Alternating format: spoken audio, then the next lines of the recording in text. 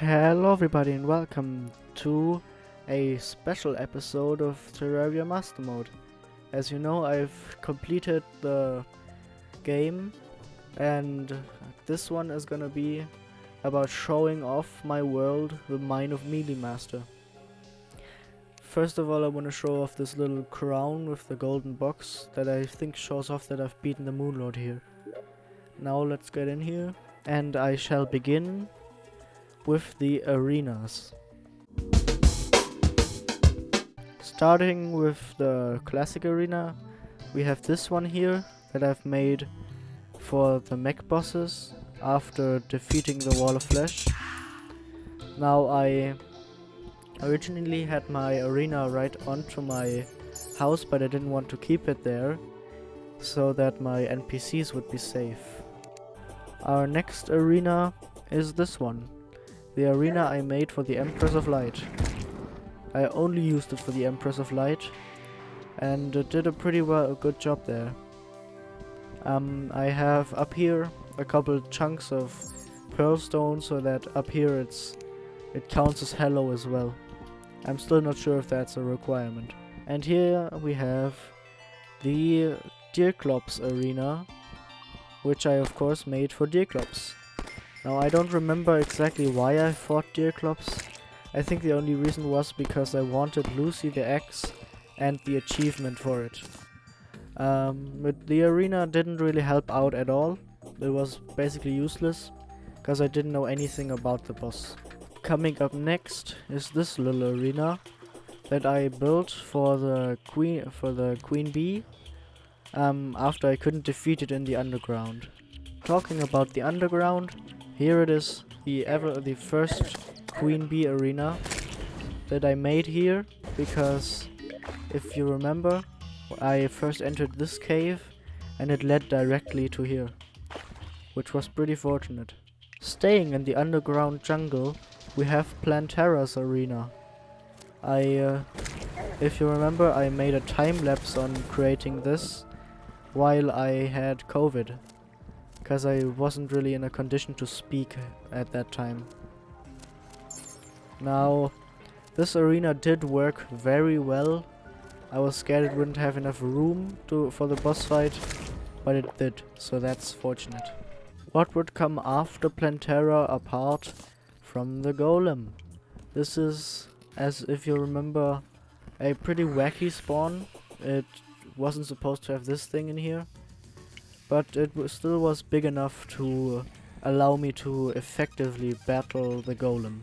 Of course, we also have here the hell bridge I made for the Wall of Flesh, although I wouldn't really count it as an arena, since I would have made one either way, even if I did defeat the Wall of Flesh in some other way. But it did work out well, it did what it's supposed to do, and I could use it to farm some Souls of Night as well. Coming up next, the Eater of Worlds arena. I built this after not being able to defeat him in the underground, I believe, and I added these walls later because I thought that might help. But if I remember right, it didn't help. But it helps now to keep out the corruption enemies. Now the next arena will be that of Duke Fishron, which I built pretty quickly, mainly because I was afraid of how much space I would need, but it did always work out pretty well. I never had an issue with battling him on this arena.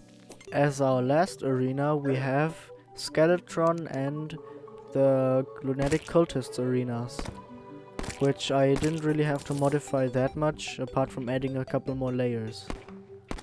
Now, this arena did work well for both boss fights, although I didn't use it as much with the Lunatic Cultist because of my Fishron wings. Coming up next is my base. Now, of course, we always spawn in my little bedroom with the Terra toilet and the 3 mechanical boss souls. Up here we have just a tiny bit of a staircase with piggy bank and the dresser and the spears rack. One layer above we have basic crafting stuff, so workbenches, sawmills, furnaces, and this clock in front of the door. One above we have special crafting, so the living loom and this thing, just to separate these two. And we have the 3 armors of the hard mode ores. Then here we have my animal collection. We have golden bird, golden bunny, and golden squirrel, as well as the golden goldfish. And here Banner's 2 chest. I haven't named that. Coming up here we have my chests, all of them sorted and most of them pretty full. One above we have my lounge, which I think still looks is still one of the best rooms I made up here.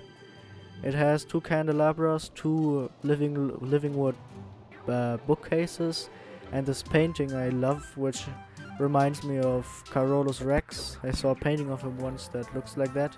That's why I hung it up.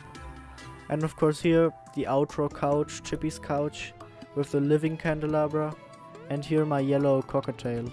Then here we have the boss room, which I said there to demote the Empress of Light a bit, because it didn't fit. She didn't fit. But I still believe that it looks relatively good even like this. Going downwards, we of course have my beautiful garden with its natural lighting and the teleport and the campfire. Perfectly mowed lawn, which I think is good. And now down here we have my NPC's rooms. I always kind of try to expand in the middle here the most, because it was, in my opinion, the safest.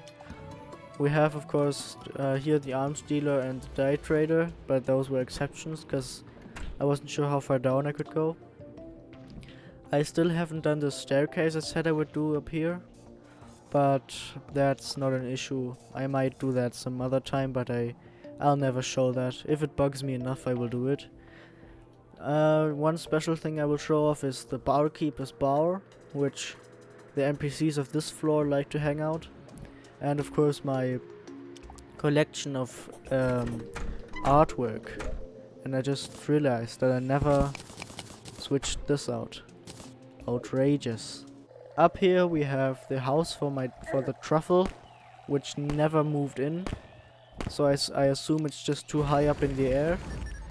But I still think I did a pretty good job for what I wanted it to be, which is just a simple house. It's more than any of my other NPCs got, and I wouldn't have ever used the truffle. But I think this looks good.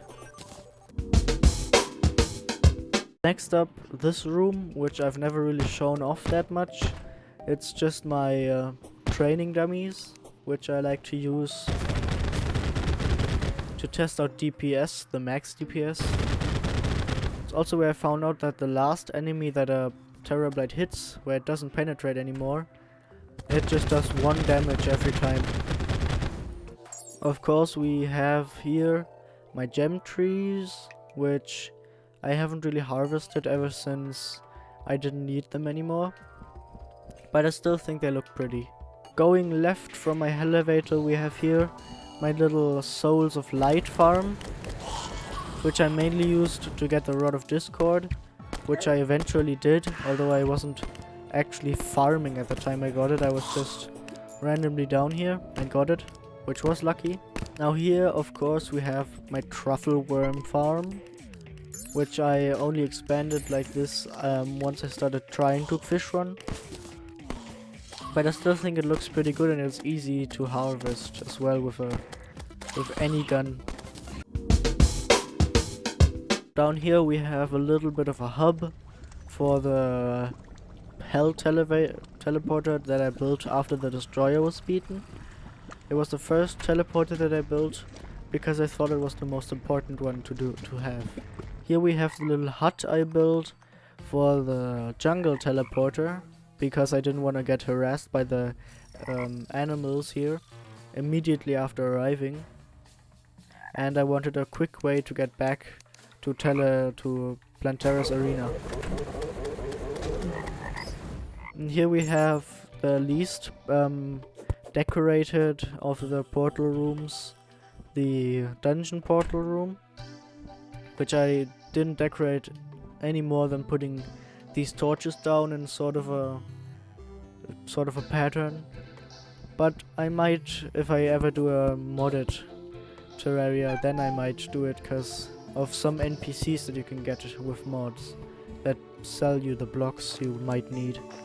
And now, as the last thing I'll do, I will show off all of my chests, starting from the top left and going to the bottom right.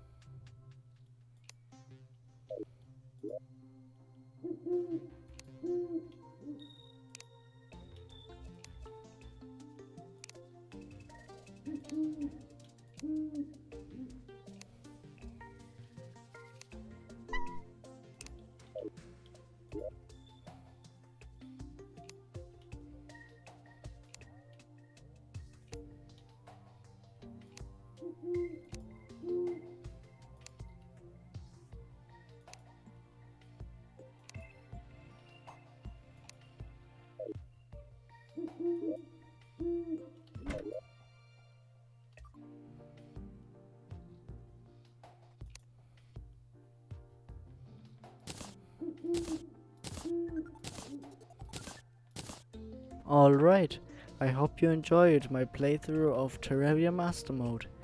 If you did, then leave a like and watch all of the videos. I noticed that as you go further and further into my progress, the videos get better and better, which is good. I'm sad that I could never do an actual Terraria livestream, but what should I do? I'll see you all in the next video. Bye bye!